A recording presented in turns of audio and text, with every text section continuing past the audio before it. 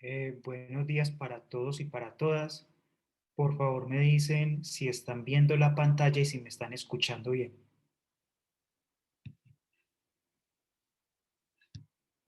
Sí, señor, sí se oye y sí se ve la pantalla. Bueno, muchas gracias, Daniela. Bueno, entonces, el día de hoy tenemos la tutoría 4 sobre lo que es el trabajo en el laboratorio de química. Y el tema para esta tutoría, entonces, va a ser las normas de seguridad y el código de los reactivos químicos. Bien, entonces, como conversamos en la primera tutoría, en el laboratorio trabajamos con diferentes equipos, instrumentos, reactivos químicos y para los instrumentos o los equipos de laboratorio conversamos de que era importante conocerlos, conocer sus características, para qué eran útiles, la escala, etcétera. Y eso es importante, pero cuando también vamos a trabajar en el laboratorio, debemos considerar los reactivos químicos y las normas de seguridad para que trabajemos con este tipo de productos. Entonces hoy vamos a conversar sobre eso. Lo primero entonces es que tenemos unas normas personales que debemos aplicar para ir a trabajar al laboratorio. Seguramente ustedes ya han tenido alguna experiencia en el laboratorio y lo primero, como vemos en la imagen superior izquierda de la pantalla, es que para trabajar en el laboratorio debemos utilizar una bata. Esa bata de laboratorio debe ser de manga larga. Debemos utilizar guantes y gafas para proteger los ojos. Si observamos la imagen izquierda inferior en la diapositiva o en sus pantallas, vemos que la bata de laboratorio, aparte de ser de manga larga para que nos cubra todo el brazo, debe ser lo más larga posible, preferiblemente hasta la rodilla o más abajo. Que los pies deben estar cubiertos, debemos utilizar calzado cerrado, nada de sandalias, nada de tenis, y que además el pantalón que estemos utilizando no debe ser de tela y no debe tener aberturas, porque se puede presentar un derrame o algo y pues entraría por esa abertura, o si tenemos sandalias pues nos quemaríamos o sufriríamos lesiones importantes en los pies. Bien, adicionalmente a esto, entonces vemos que en el laboratorio, si observamos nuevamente la imagen en la pantalla en la izquierda superior, vemos que esta persona tiene el cabello recogido. Entonces, en el caso de los hombres y las mujeres, si tienen el cabello largo, debe estar recogido. Ahora bien, observemos la imagen de la parte superior derecha de sus pantallas. Esta persona tiene un gorro que le protege el cabello y tiene tapabocas. Antes de la crisis que estamos viviendo por la pandemia del COVID, en algunos laboratorios, en algunas instituciones de educación superior, ya se estaba exigiendo a los estudiantes y a los profesores que en el laboratorio utilizaran gorro para mantener cubierta y protegido el cabello y la cabeza. Y también tapabocas. Ahora, con la crisis del COVID, pues seguramente todos vamos a tener que utilizar tapabocas cuando estemos en grupos y al interior de salones que son un poco cerrados. Entonces, bueno, esto es importante tenerlo presente.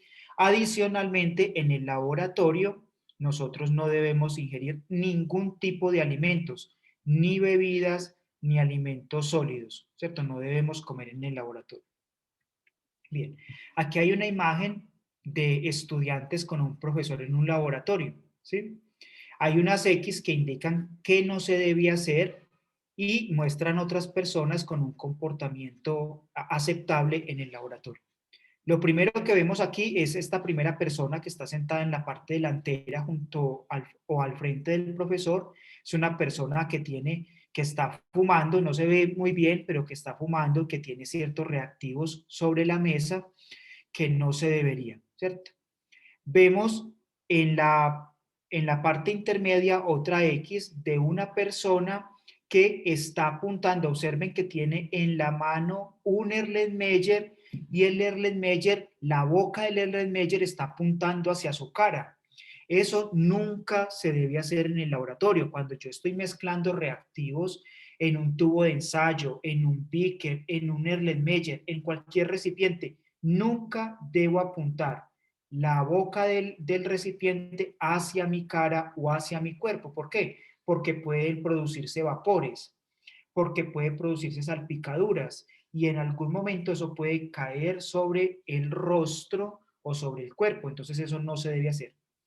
Observemos la persona que está en la parte trasera con guantes amarillos.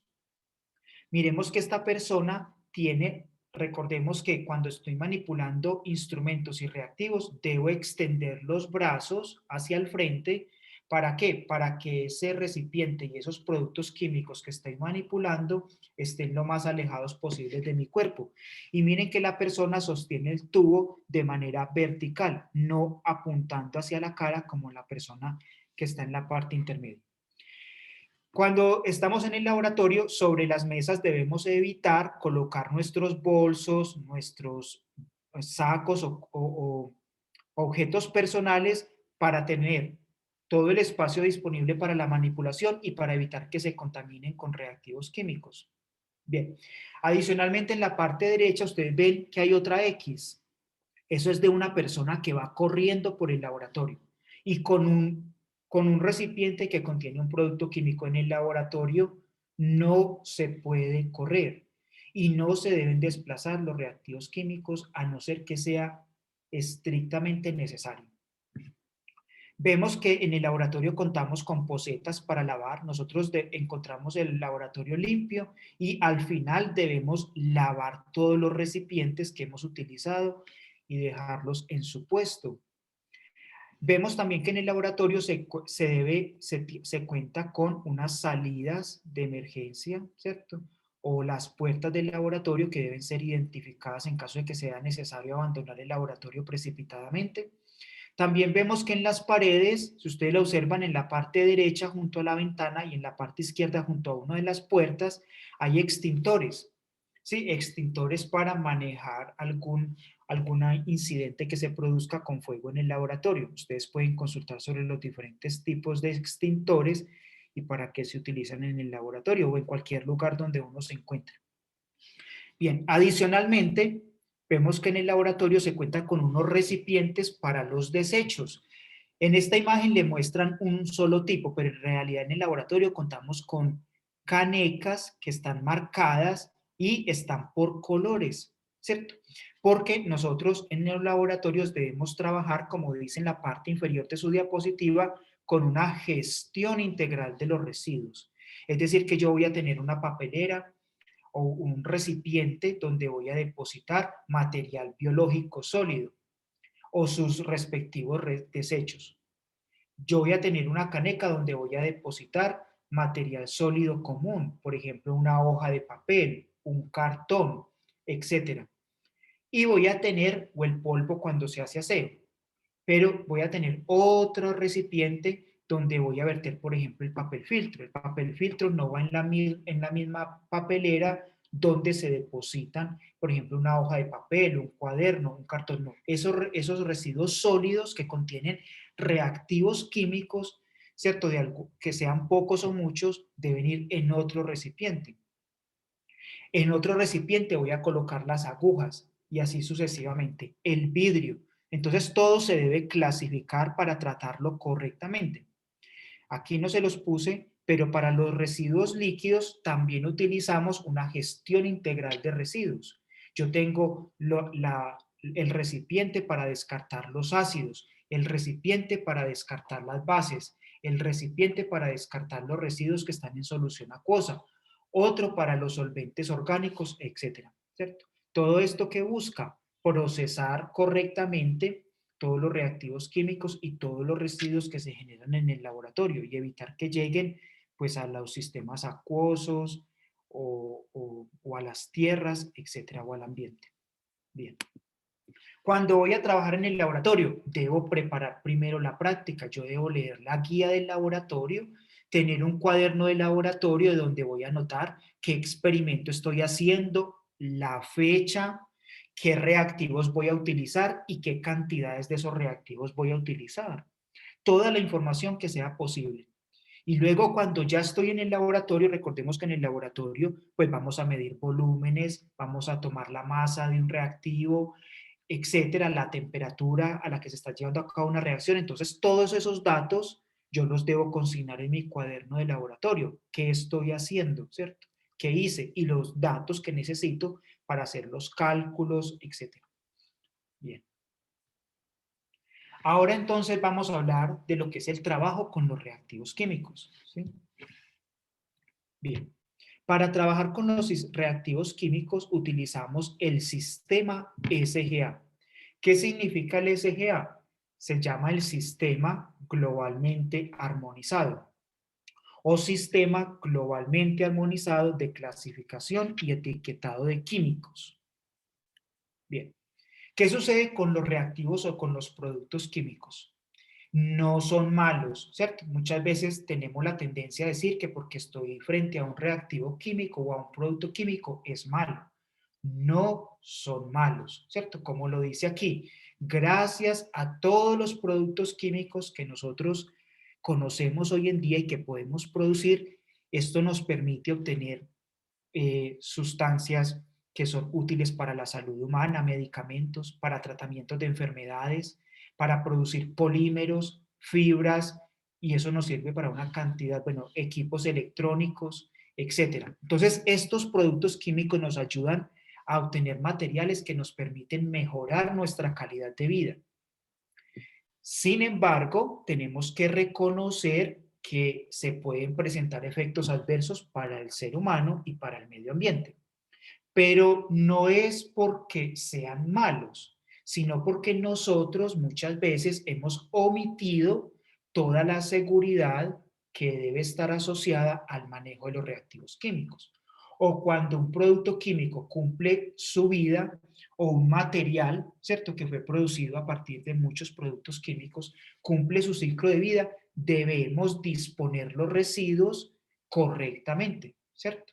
Entonces sí, se pueden presentar efectos adversos para el ser humano y el medio ambiente, pero no significa que los productos químicos sean malos, ¿cierto? Porque hoy en día hay mucha desinformación y entonces creemos que todo es malo, no es así. Entonces, con el tiempo, a medida que se ha venido dando la industrialización y la comercialización de muchos productos químicos, los diferentes países en el mundo o regiones en el mundo han sacado unos reglamentos y unas leyes, ¿cierto? ¿Para qué? Para que el público en general tenga acceso a la información sobre las etiquetas, las fichas de datos de seguridad de un reactivo químico, ¿cierto? Sepan con qué sustancia están trabajando. Pero resulta que a medida que pasa el tiempo, pues contamos con muchos productos químicos, entonces han surgido muchos tipos de etiquetas, muchas leyes y muchas normas diferentes de acuerdo al país donde nos encontremos. Entonces, como ustedes bien lo saben, cada vez el mundo es más globalizado, ¿cierto? Cada vez los países están más conectados, cada vez las personas se mueven más de un lugar al otro y los productos van y vienen de un país al otro. Entonces, ¿qué es lo que pasa?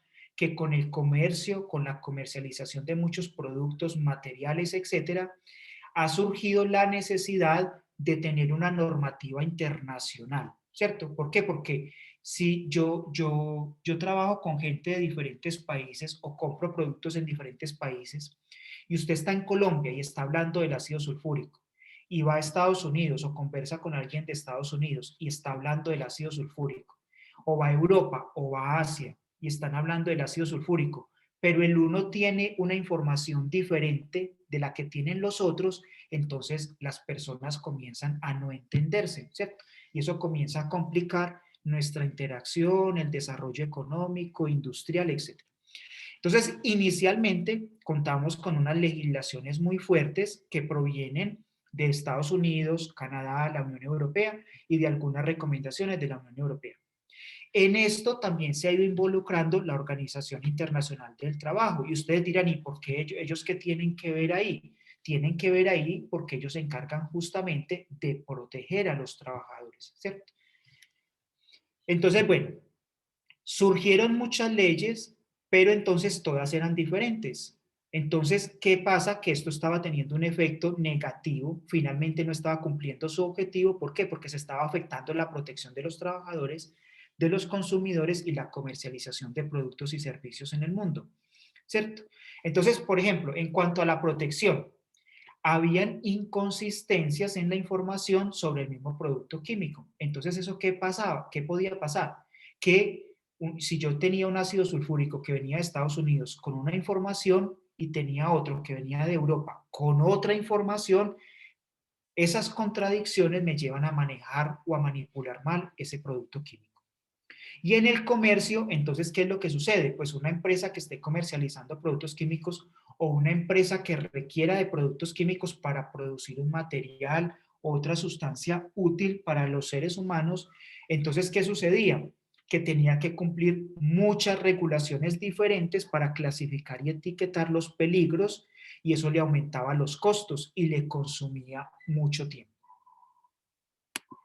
Entonces, bien, surgió la necesidad y se vio la importancia de tener un manejo correcto de los productos químicos, y para eso se requiere que la información que se nos proporcionaba sobre los reactivos químicos estuviera reglamentada y normalizada y que todos tuviéramos la misma información.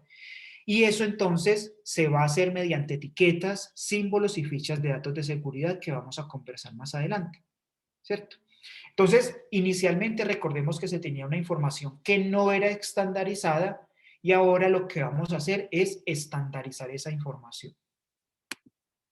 Entonces, ahí es donde surge el SGA, ¿cierto? Que, como lo dice aquí, es un sistema para clasificar los reactivos químicos y comunicar los peligros de esos productos químicos basándonos en un conjunto común de criterios, ¿sí? Entonces, como lo dice aquí también, el SGA es un sistema armonizado para clasificar y etiquetar los productos químicos, abarcando peligros a la salud, los peligros físicos y los peligros ambientales, que más adelante vamos a hablar o a conversar sobre ellos. Entonces, utiliza unas normas que son armonizadas, ¿cierto? Relacionadas al manejo de productos químicos a nivel mundial. Bien, entonces, ¿cómo vamos a clasificar el peligro? ¿Cierto? Solo se consideran las propiedades intrínsecas peligrosas de las sustancias químicas o sus mezclas. ¿Qué significa eso? Si yo produzco ácido clorhídrico, yo voy a decir qué peligros están asociados al ácido clorhídrico.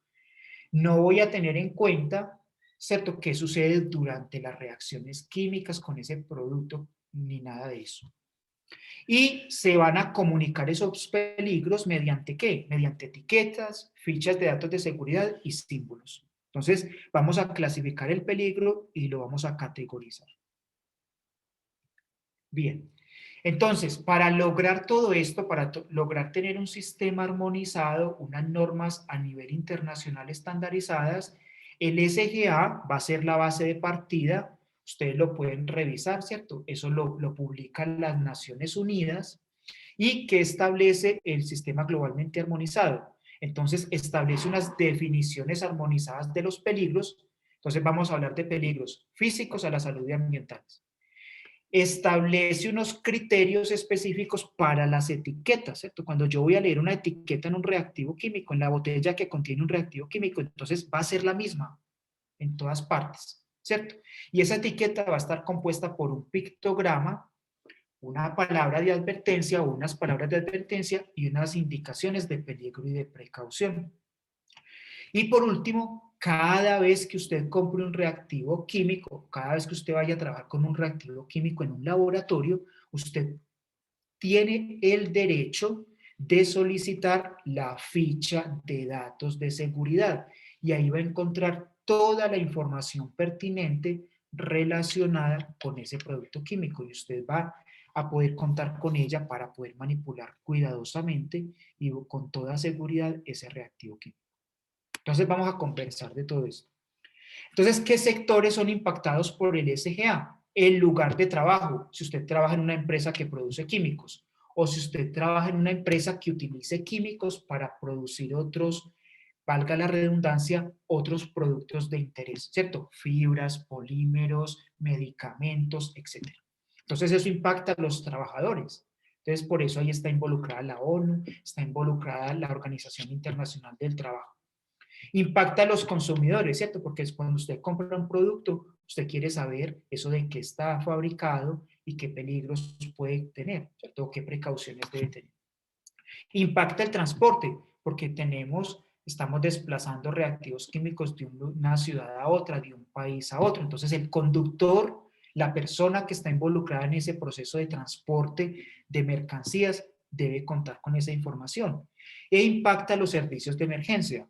¿Por qué? Porque cuando se presenta un accidente en una empresa o usted tiene un accidente con un reactivo químico, con un producto que está utilizando en la casa, etcétera, entonces, pues ellos deben contar con información para saber cómo atender, cómo abordar esa emergencia que se está presentando.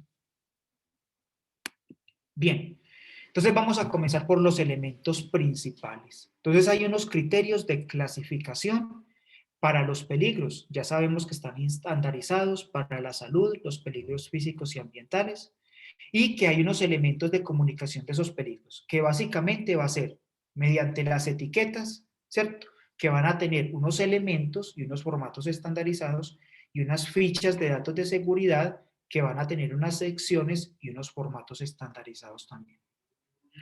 Bien, entonces comencemos por lo que es la clasificación de los peligros. Vamos a ver qué elementos debe tener la etiqueta que yo le voy a colocar a un reactivo químico. Entonces debe tener un símbolo, una palabra de advertencia y una indicación de peligro. Entonces, para los símbolos, aquí están los símbolos que se van a utilizar o que se utilizan y que ustedes deben desde ya comenzar a reconocer. Está la llama sobre un círculo, está la bomba explotando, está el símbolo de la corrosión, que ustedes pueden observar que son dos tubos de ensayo que se están vertiendo en direcciones contrarias y en uno se observa que se está vertiendo sobre una superficie hacia la izquierda o sobre el cuerpo representado por las manos en el lado derecho. Tenemos una botella de gas, tenemos la calavera y tibias cruzadas, tenemos el signo de exclamación, el del medio ambiente que está representado por un árbol sin hojas y un pez boca arriba, y peligros para la salud. Bien, esos son los símbolos que se van a utilizar en cualquier etiqueta para cualquier reactivo químico. No van a haber más, no van a haber diferentes, ¿cierto? Son estas 9 que están acá. Bien, el pictograma. Entonces, como lo dice aquí, el pictograma es una composición gráfica, es un dibujo que consta de ¿qué? De un símbolo con unos bordes y un dibujo o color de fondo.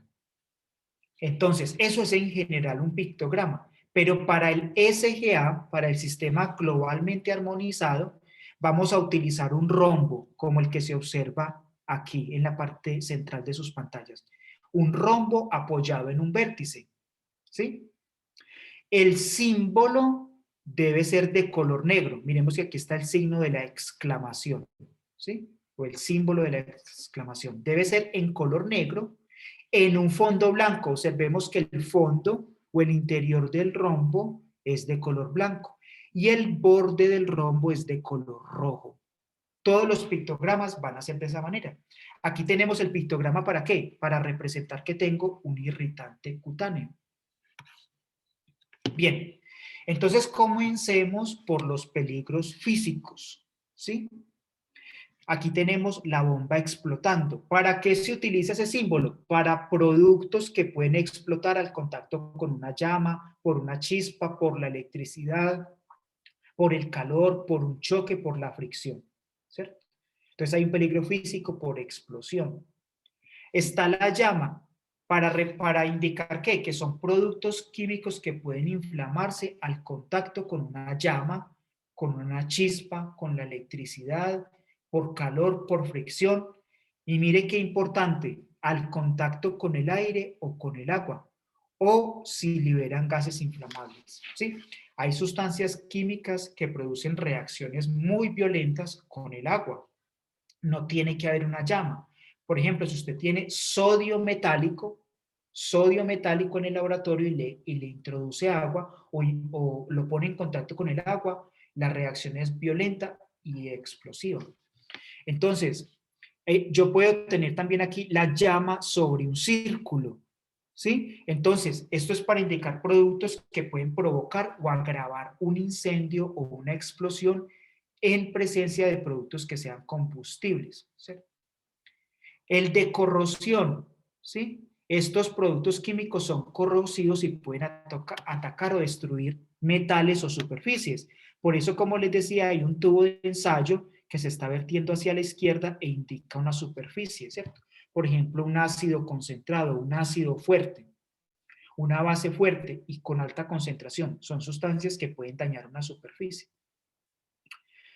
Bombona de gas, para indicar productos que son gases, ¿cierto? A presión en un recipiente, ¿sí? Y donde algunos pueden explotar con el calor. Nosotros no podemos colocar una botella o una pipeta de gas al lado de una fuente de calor, porque recuerden que el gas se expande con la temperatura, entonces va a aumentar la presión al interior y se puede estallar la pipeta, ¿cierto?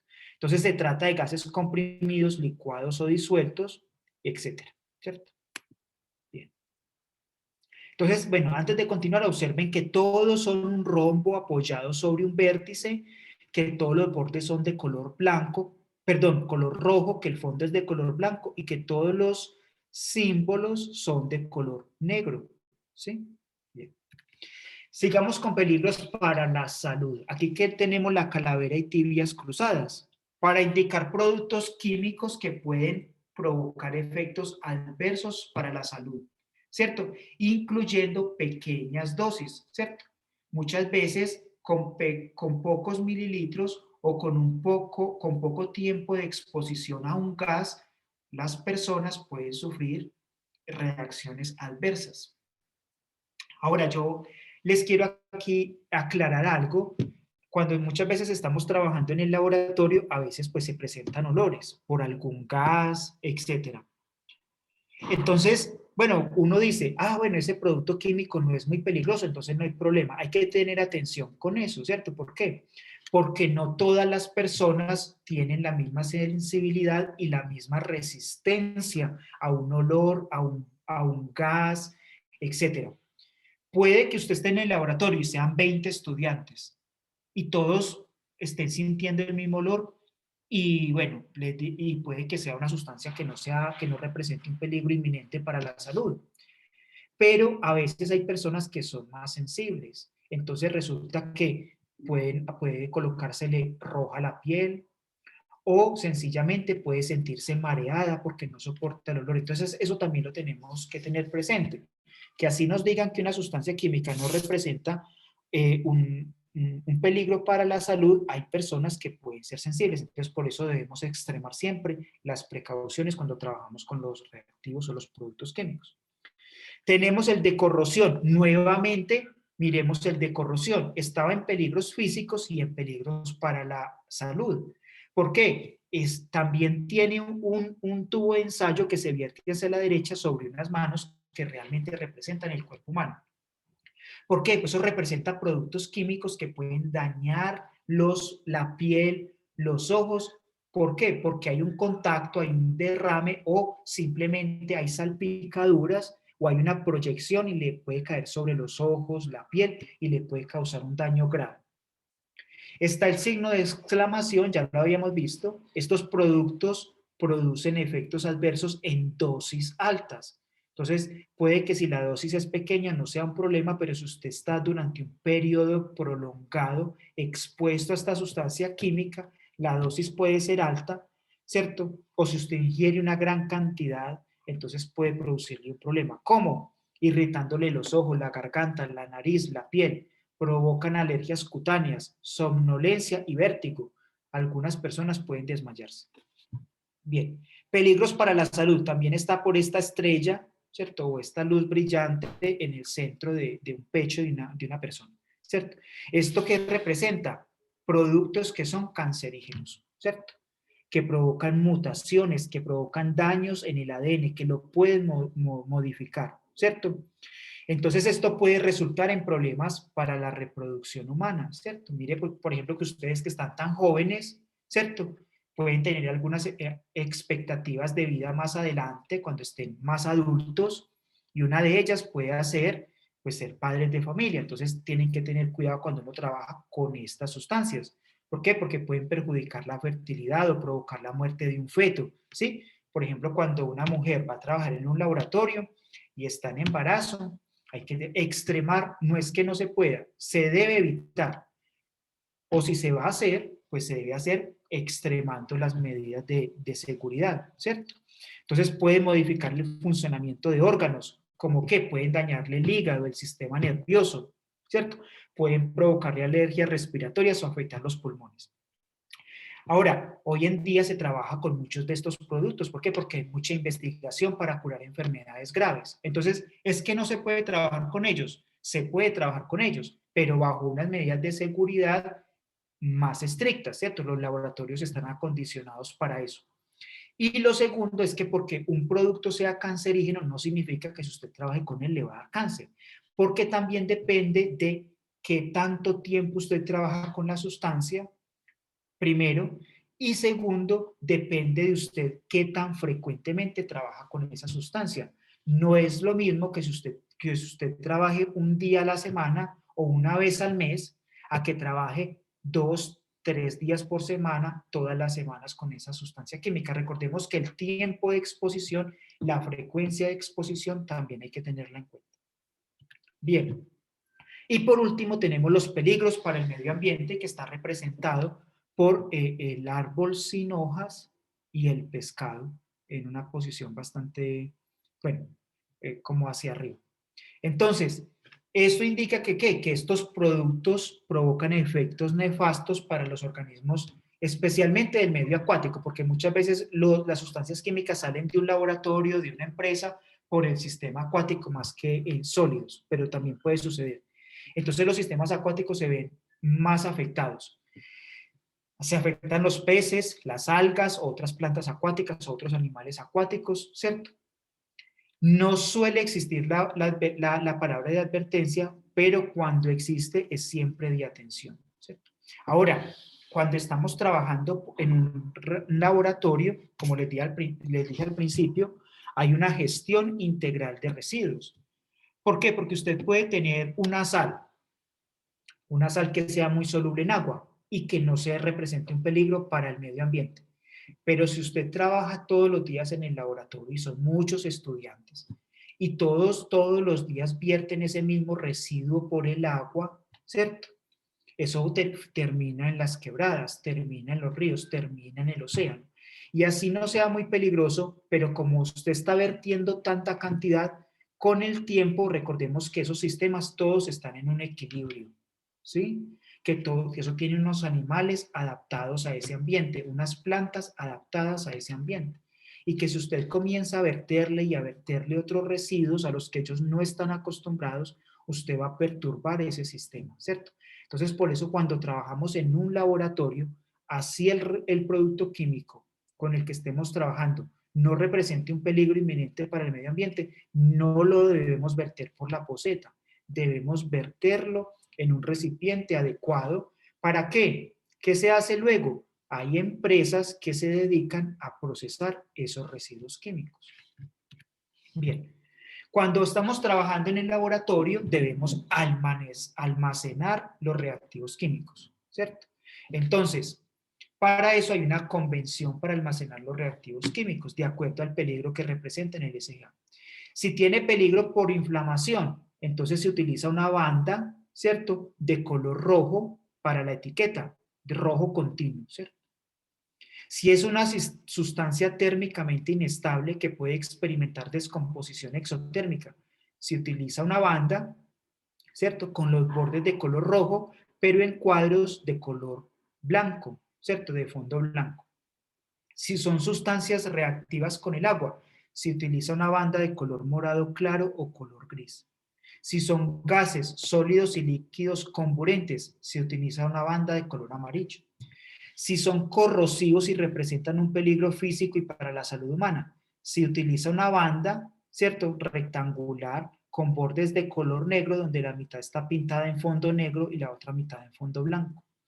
Si son sustancias con peligro para la salud y el medio ambiente, se utiliza una banda rectangular con líneas de color negro y cuadros en fondo de color blanco.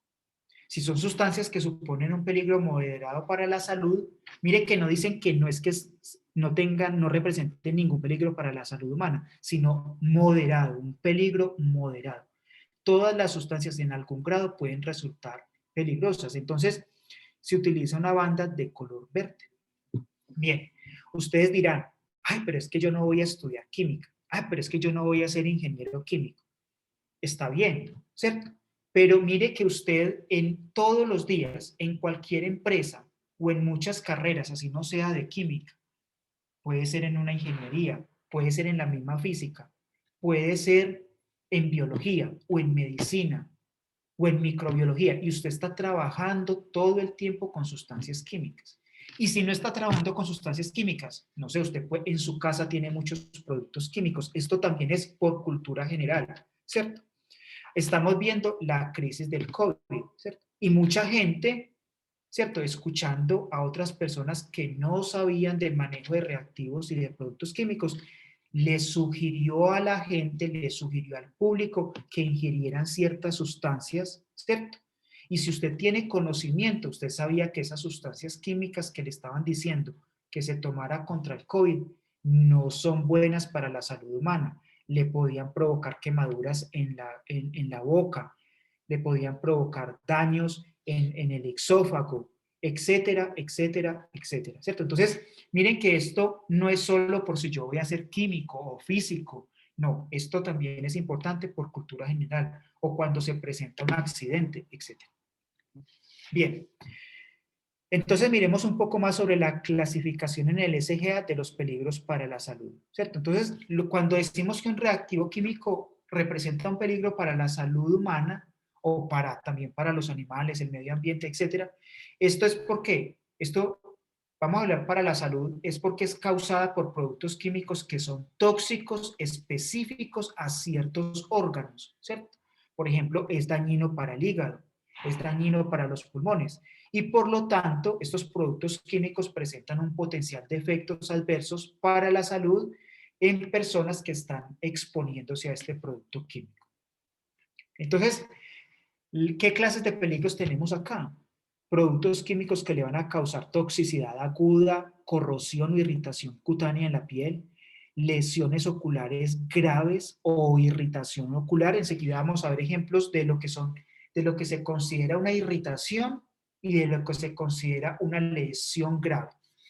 Usted puede tener sensibilización respiratoria o cutánea, puede presentar mutaje, pues que muten sus células, puede ser cancerígeno, puede tener toxicidad para la reproducción, etcétera, ¿cierto? Bueno, entonces veamos lo que es la toxicidad aguda. ¿Qué significa eso de que sea aguda? Ahí tengo que preocuparme, ¿cierto? Entonces se refiere a efectos, a un producto químico que provoca efectos adversos que ocurren, ¿por qué? Por la administración oral o a través de la piel de una dosis de una sustancia o de dosis múltiples en 24 horas. O porque usted tuvo una exposición a ese producto químico por inhalación de 4 horas continuas. Bien, veamos entonces qué es la corrosión y la irritación cutánea. Cuando hablamos de corrosión cutánea, se define a qué? A la formación de una lesión irreversible de la piel, ¿cierto? Por ejemplo, que se le provoca una necrosis visible a través de la epidermis hasta la dermis, ¿cierto? ¿Y esto cuándo sucede? Luego de aplicar la sustancia durante un periodo de hasta 4 horas, ¿cierto? Entonces, las reacciones corrosivas se caracterizan ¿por qué? Porque le van a aparecer úlceras, hemorragias o costras sanguinolentas en la piel.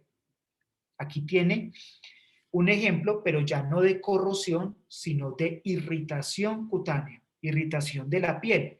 Es que es producida por un daño reversible, observemos que en la corrosión es irreversible, aquí es reversible en la aplicación, tras la aplicación de una sustancia por un periodo de 4 horas. Entonces aquí tiene un ejemplo. Mire cómo se observaba la piel antes del contacto, lisa y casi que perfecta. En la parte derecha usted puede ver que tiene una úlcera, ¿cierto? Provocada por la irritación. Bien. ¿Qué es la sensibilización respiratoria o cutánea? ¿Cierto? Un sensibilizador de la piel significa un producto químico que induce una respuesta alérgica luego del contacto con la piel, ¿cierto? Y si es sensibilizador de las vías respiratorias, significa un producto químico que le causa hipersensibilidad a las vías respiratorias después de su inhalación. Entonces ahí está involucrada ¿qué? La nariz, la boca, ¿cierto? La tráquea, los pulmones, ¿cierto? Bueno, y todo lo que ya está, todas las demás partes que componen cada una de estas, por ejemplo, de los pulmones, etc. Hablemos de la lesión ocular grave y de la irritación ocular, ¿cierto? Aquí, como lo dice, la irritación de los ojos es la aparición de cambios en el ojo tras la aplicación de la sustancia prueba, ¿cierto? Por ejemplo, en la parte superior del ojo, ¿cierto? Y que son reversibles, es decir, que esos cambios que le aparecen son reversibles con el tiempo, por ejemplo, dentro de un periodo de 21 días después de la aplicación. Entonces usted va a tener una irritación de los ojos, recuerde que es una lesión reversible, aquí tiene un ejemplo, por ejemplo, un enrojecimiento del ojo, ¿sí? O alrededor de los ojos, ¿sí? Entonces mire que usted, eso le va a causar malestar, usted va a estar estresado porque los ojos son un órgano muy sensible, ¿cierto? Y muy importante.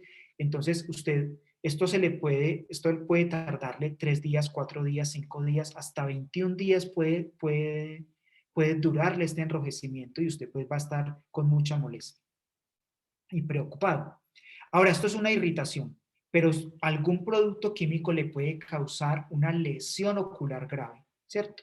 ¿Y cómo se define? Como la aparición de daños en los tejidos del ojo o la degradación física grave de la visión, ¿cierto? No necesariamente se le tiene que dañar el ojo para usted perder la visión. Usted puede perder la visión y ver el ojo normal, podemos decir, ¿cierto? ¿Luego de qué? Luego de la aplicación de la sustancia, ¿cierto? En la parte superior del ojo o por una salpicadura, ¿cierto? Que le caiga en el ojo, ¿cierto? Una proyección de un reactivo químico en el ojo. Y estas lesiones oculares graves no son reversibles, ¿cierto? Es decir, que usted puede quedar permanentemente ciego, ¿cierto? Con un daño muy grande en el ojo, ¿sí? Como el que se observa en la imagen. Bueno, pueden existir algunos reactivos químicos que le produzcan una mutación en sus células, ¿cierto? ¿Cómo se define una mutación? Como un cambio permanente en la cantidad o en la estructura del material genético de una célula, ¿sí? Entonces, mutagénico y mutágeno, esos términos se utilizan para los agentes que dan lugar a una mayor incidencia de mutaciones en las poblaciones de células o de los organismos, ¿cierto? Entonces, usted puede, si usted está en embarazo o si con el tiempo usted quiere tener un hijo, pues bueno, lamentablemente un bebé puede nacer con problemas producto de haber sido expuesto, de que el padre o la madre fueran expuestos a muchos productos químicos. En el año 2019, 2020, no sé si ustedes tuvieron la oportunidad de ver una película, ¿cierto? Sobre un producto químico que se utilizaba para fabricar muchos productos de cocina, muchos utensilios de cocina como las ollas antiadherentes, ¿cierto? Fabricadas por una multinacional y que ocultó información sobre que los productos que se utilizaban para fabricarlo podían causar graves daños en la salud humana. Entonces, hay muchos ejemplos de eso. Cancerígeno, ¿cierto? Cancerígeno se refiere a ¿qué? A toda sustancia o mezcla de sustancias que inducen el cáncer o aumentan su incidencia, ¿cierto? Entonces puede ser porque esa sustancia o mezclas de esas sustancias hayan provocado la aparición de tumores, pueden ser benignos, pero en muchos casos son malignos en animales cuando se hacen estudios o porque se tienen casos conocidos en personas, ¿cierto? Entonces, eso hace sospechar de que esa sustancia tiene un efecto muy negativo sobre la salud humana. Bien, y lo más importante entonces, como les decía, es tener cuidado, ¿cierto? Muchos reactivos químicos pueden producir problemas en los órganos reproductores, ¿cierto? Entonces puede provocarle efectos en la función sexual, en la fertilidad, tanto de hombres como de mujeres, ¿cierto? Y en el desarrollo de los hijos, de los fetos, etcétera, ¿cierto? Entonces hay que tener cuidado con eso. Hay unos reactivos químicos que representan un peligro importante por aspiración. Hay muchos productos químicos que vienen en forma líquida o en solución, o sólidos, pero que fácilmente o que liberan muchos vapores, y esos vapores también son peligrosos. Entonces puede ser por aspiración, que es la entrada de un producto químico líquido o sólido directamente a través de la cavidad oral o nasal, ¿cierto? Pero también puede ser provocado por gases. ¿Cierto? Bien. Ahora vamos a ver, ustedes me dicen, bueno, y tengo la etiqueta, tengo la información, y ahora ¿cómo se la comunico? ¿Cómo la comunico? ¿Cómo la presento? Entonces hay unas herramientas para comunicar los peligros. Entonces aquí tenemos, en la etiqueta no solamente va a aparecer el símbolo de los que ya hablamos, sino que va a aparecer la identificación del producto, del proveedor. Debe tener una palabra de advertencia, que es peligro o atención. Debe haber una indicación de peligro, consejos de prudencia o de manejo y de indicación de almacenamiento del reactivo químico. Bien, en la identificación del producto debe decirme el nombre de ese producto químico. Aquí está en inglés porque estaba muy bien el ejemplo. Mire que hay unos productos químicos que tienen el nombre científico y el nombre comercial. Entonces eso es importante colocar el nombre, ¿cierto? Entonces, la acetona, por ejemplo, en el caso de esta botella, contiene acetona. Información del proveedor, nombre, dirección y número de teléfono del fabricante o proveedor del químico peligroso. O de cualquier químico, no solamente de un químico peligroso, de todos los químicos, ¿cierto? Entonces dice el nombre de la empresa que lo está produciendo. Y recordemos que muchas veces una empresa lo produce, pero es otra la que lo comercializa. Entonces, en general, debemos buscar toda esa información. Las palabras de advertencia. Entonces, en el SGA recordemos que se utilizan dos palabras de advertencia, peligro y atención, ¿cierto? Peligro se utiliza ¿para qué? Para las categorías más graves de peligros que representa un reactivo químico, mientras que la segunda se reserva para categorías menos graves. Entonces, hay una palabra de peligro o de advertencia y un indicador de peligro, ¿cierto? ¿Qué son estas indicaciones de peligro? Son frases asignadas a una clase y categoría de peligro, ¿cierto? Que describen la índole del peligro al que estamos expuestos, ¿cierto? Entonces, ejemplo, dice líquido y vapores muy inflamables, provoca irritación ocular grave, ¿sí? Vamos a ver un ejemplo de una etiqueta, ¿cierto? Miren toda la información que contiene esta etiqueta y que debe contener esa etiqueta. Nombre dice, es un desengrasante concentrado en una relación 1 a 10. Y en la parte derecha le dice composición e información sobre ingredientes. Recordemos que un producto químico prácticamente nunca viene 100% puro, siempre trae otros componentes. Entonces le dice aquí cuál es el componente, que es el número CAS, que ya les voy a hablar de él, ¿cierto? En qué concentración está presente en esa mezcla. Bien. Luego encontramos el pictograma, ¿cierto? Ya ustedes lo conocen. Y luego dice, atención, mire, hay una palabra de peligro, una palabra de advertencia, ¿cierto? Y luego, ¿qué dice? Tengo unas frases de advertencia, unas frases de peligro, ¿qué dice? Provoca irritación ocular, provoca irritación cutánea, puede provocar una reacción alérgica cutánea, ¿cierto?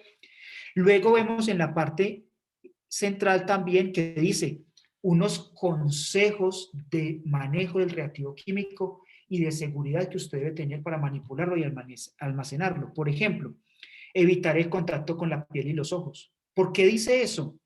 Porque mire, provoca irritación ocular, provoca irritación cutánea.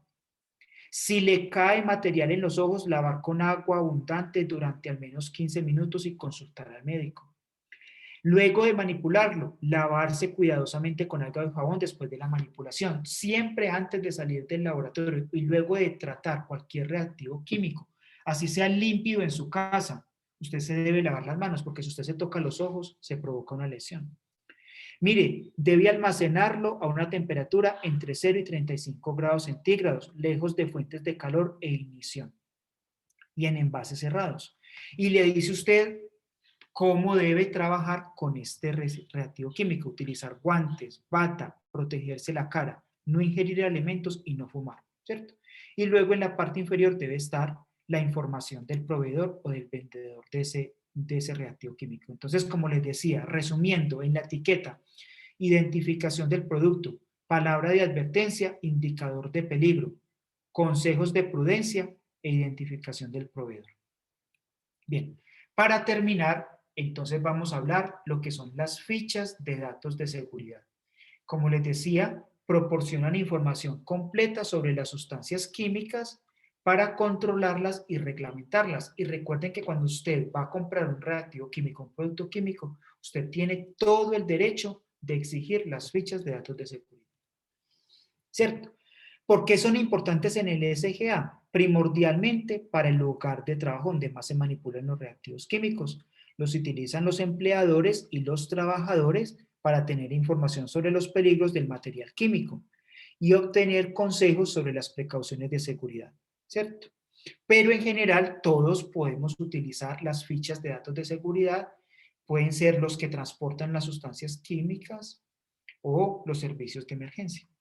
Bien, entonces en ellas vamos a encontrar mucha información, identificación del producto, de los peligros, la composición, qué peligros, qué primeros auxilios se deben brindar, qué se debe hacer en caso de un incendio, qué se debe hacer en caso de que se presente un derrame en el laboratorio, cómo lo debo manipular y almacenar, qué cuidados debo tener yo con la exposición y la protección personal, qué propiedades físicas y químicas tiene esa sustancia, qué tan estable es, qué tan reactiva es, información toxicológica, ecotoxicológica, qué cuidados debo tener para eliminar los productos o los residuos que se generen, cómo lo debo transportar, cuáles son las leyes que reglamentan el uso de esa sustancia química, y entre otras informaciones importantes.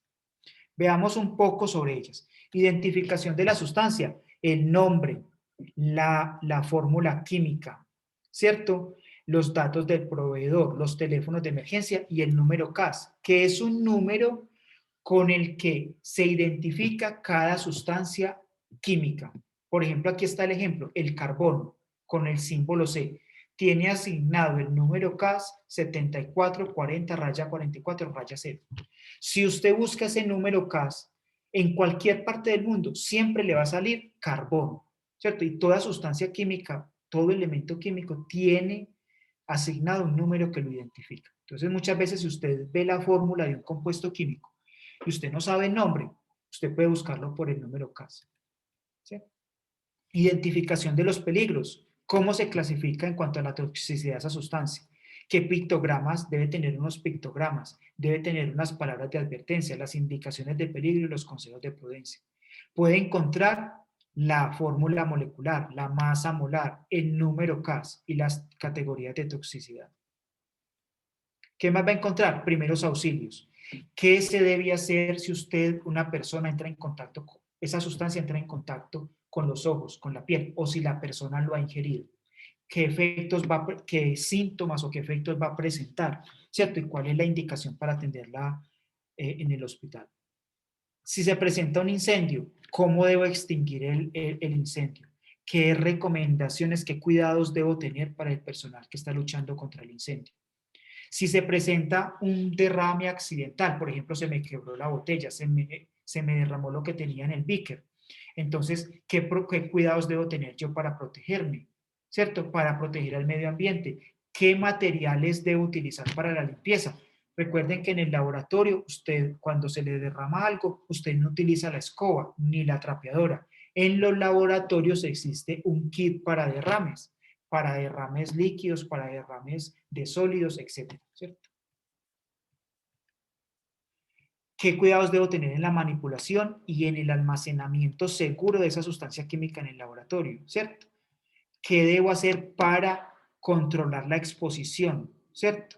Por ejemplo, los tipos de guantes que puedo utilizar, si debo utilizar máscara, las gafas, etcétera. Aunque las gafas siempre son obligatorias en el laboratorio. ¿Qué propiedades físicas y químicas tiene esa sustancia? La forma, el color, el olor, el pH, punto de fusión, de ebullición, la densidad, la solubilidad en agua. ¿Qué tan estable es y qué tan reactiva es? ¿Qué tan reactiva es? ¿Qué tan estable es en presencia de agua, en presencia de aire? ¿Cierto? Con respecto a la temperatura, etcétera. Información toxicológica. Aquí aparece la DL50, toxicidad oral aguda, cutánea, inhalación. ¿A qué se refiere la DL50? La concentración a la cual usted puede matar el 50% de una población, ¿cierto? Entonces, eso también es importante.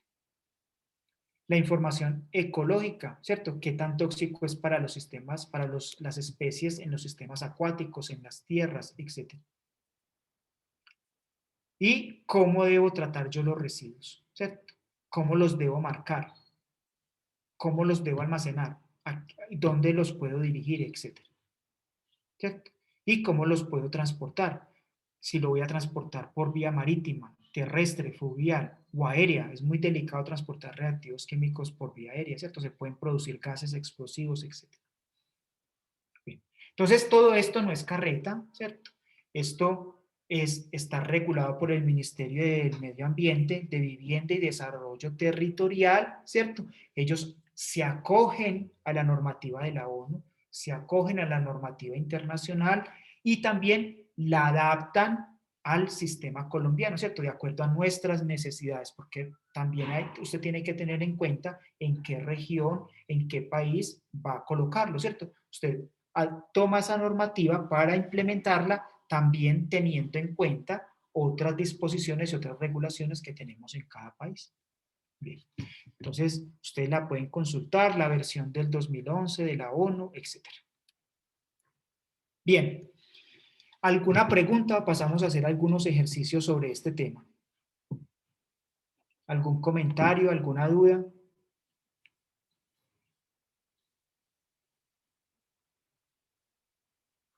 ¿No? ¿No? Bueno, entonces pasemos a hacer el ejercicio número 1. Vamos a responder estas preguntas, ¿sí? Aquí dice, las sustancias químicas pueden entrar en el cuerpo humano a través de los siguientes procesos, excepto una de esas opciones que tienen ahí.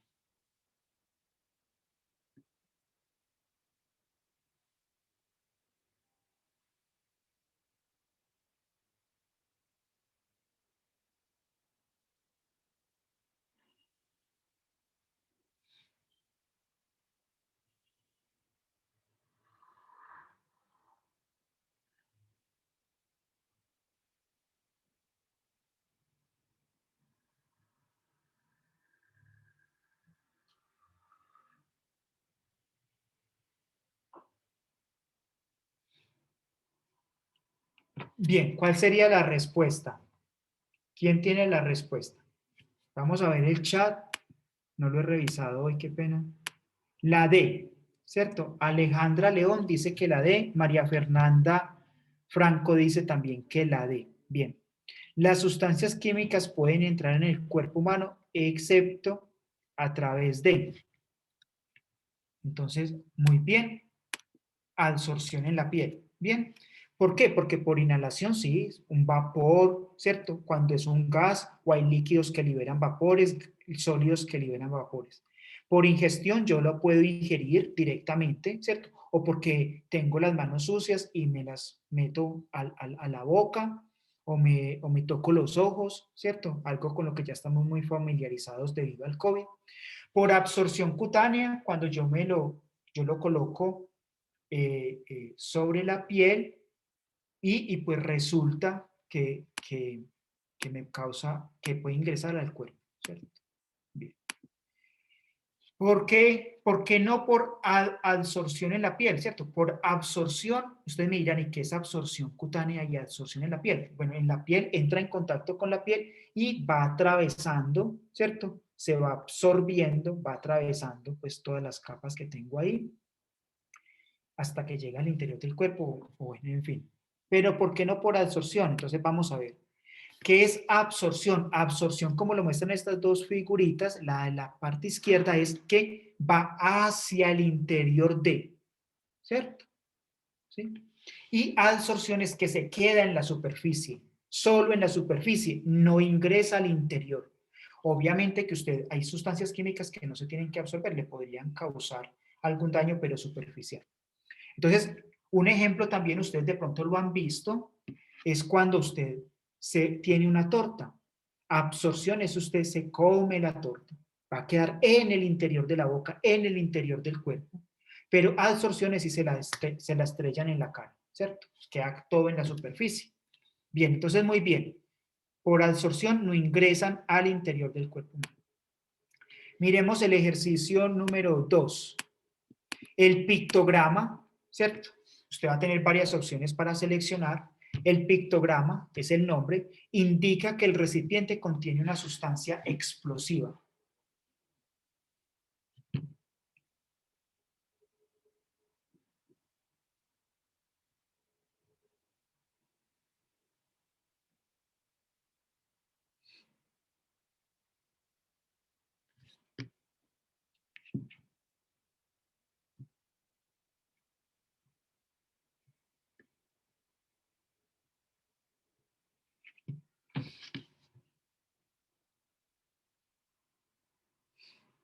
Bien, ¿cuál sería la respuesta? Jonathan, Steven, ¿está respondiendo a cuál? Bueno, estamos en el ejercicio 2. ¿Cuál sería la respuesta para el 2? Para esto. ¿Cuál es el pictograma que representa una sustancia explosiva?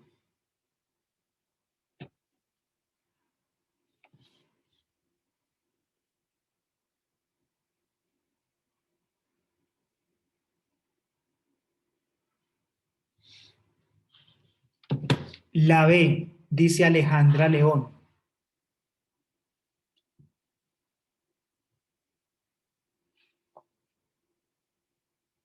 La D dice María Fernanda y la A dice Javier Bernal.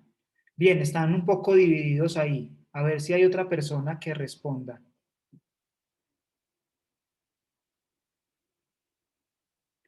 ¿No? Vamos a ver entonces la respuesta. ¿Sí? Ninguna de las anteriores, ¿cierto? Recuerden que ¿qué representa? ¿Cuál es el símbolo o el pictograma para una sustancia explosiva? Vamos a verlo, recordémoslo. Miren, recuerden que es un peligro físico. Devolvámonos un momento, porque los vi ahí un poco confundidos. ¿Cierto? Ah, bueno, perdón, María Fernanda respondió bien. ¿Por qué? Vamos a verlo un momento. Recuerden, mire, la bomba explotando, ¿cierto? Estos productos pueden explotar al contacto con una llama, chispa, electricidad estática, bajo efecto del calor, choques, fricción, etcétera. ¿Sí? Entonces, recordémoslo, ¿cierto? Entonces no está ahí, esa opción no estaba. Esa opción no estaba. Bien, pero ustedes pues luego lo repasan.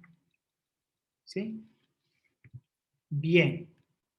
Bien, entonces ninguna de las anteriores es la D, ¿cierto? María Fernanda respondió bien. Bien, vamos al ejercicio número 3, ¿cierto? Aparear los siguientes pictogramas con su respectivo significado.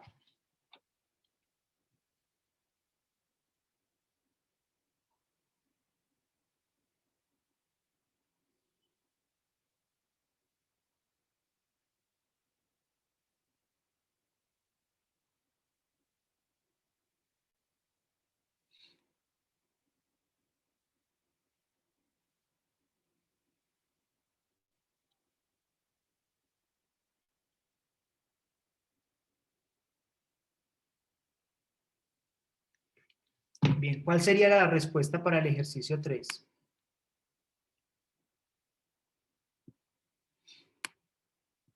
De lo que recuerdan.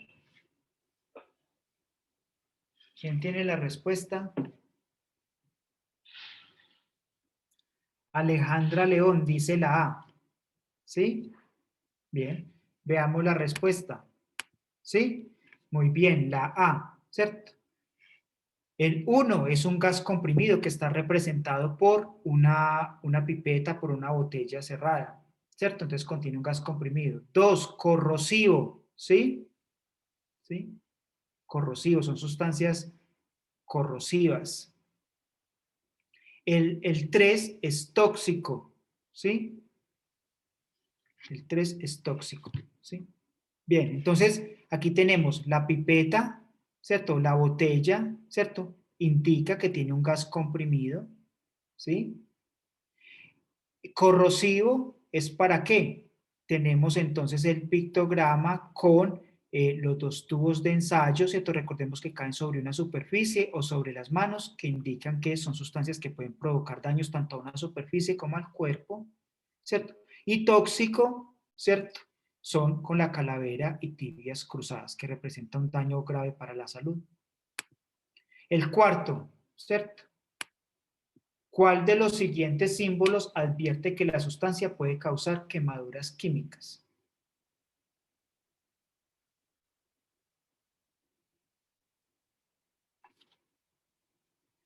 Vamos a ver qué dice Jonathan. Dice que la B, la 3. Jonathan dice que la 3. Dice que la B. ¿Quién más se atreve a proponer alguna respuesta? ¿No? Entonces vamos a ver la respuesta. La C, ¿cierto? La 2, ¿sí?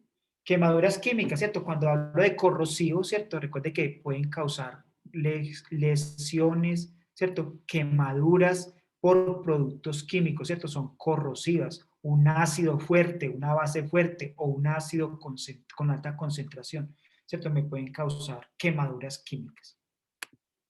Y la 5, ¿cierto? El último. ¿Cuáles de los siguientes materiales de protección personal son frecuentemente usados en el laboratorio? Jonathan dice la D. Muy bien, ¿cierto? Recordemos que mínimo para entrar a un laboratorio yo debo tener gafas de seguridad, bata de laboratorio y guantes, como mínimo, ¿cierto? Bien, bueno, muchas gracias por su atención. Esta era la última tutoría del laboratorio. Nos vemos mañana con la de soluciones y estequiometría.